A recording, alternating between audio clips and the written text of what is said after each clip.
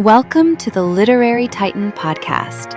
In every episode, we dive into a book we've just read and share our thoughts, from best-selling authors to rising literary stars.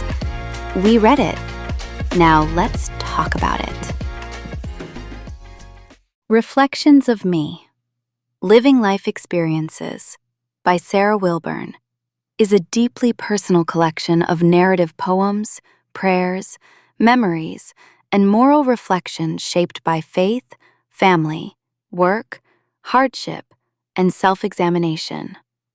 Wilburn writes from the center of her own life, moving from the mirror of self-image to the crowded confusion of downtown chaos, from the ache of job loss in At-Home Job to the spiritual certainty of It's in His Word and Words of Inspiration.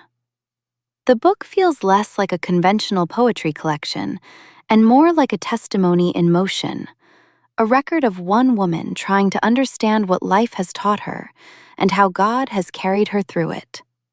What stayed with me most was the book's sincerity.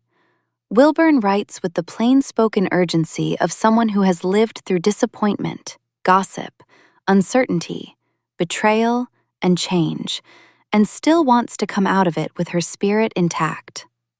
I found At-Home Job especially touching because it takes something painful, the loss of a long teaching career, and slowly turns it into a quieter kind of victory.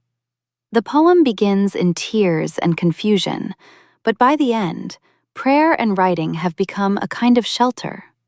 That movement from hurt to acceptance gives the book its emotional pulse.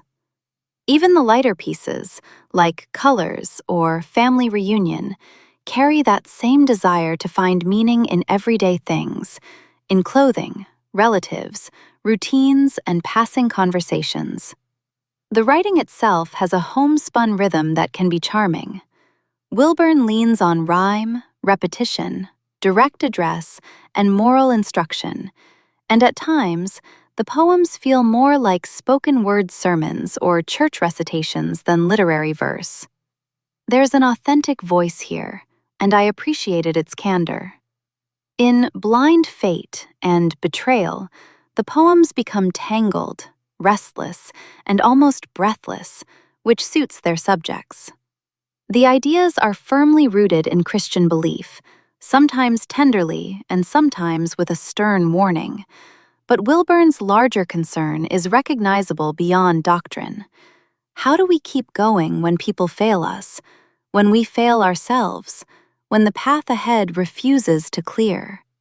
By the end, I felt that Reflections of Me is best read as a devotional life journal in poetic form, full of gratitude, bruises, encouragement, and hard-won faith.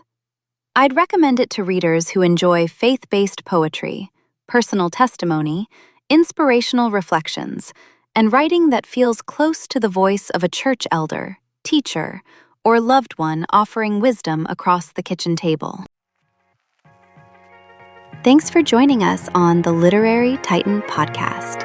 If today's review sparked your interest, be sure to pick up a copy of the book and experience it for yourself.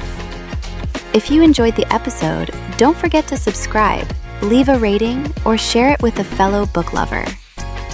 Until next time, keep reading, not just to escape, but to grow.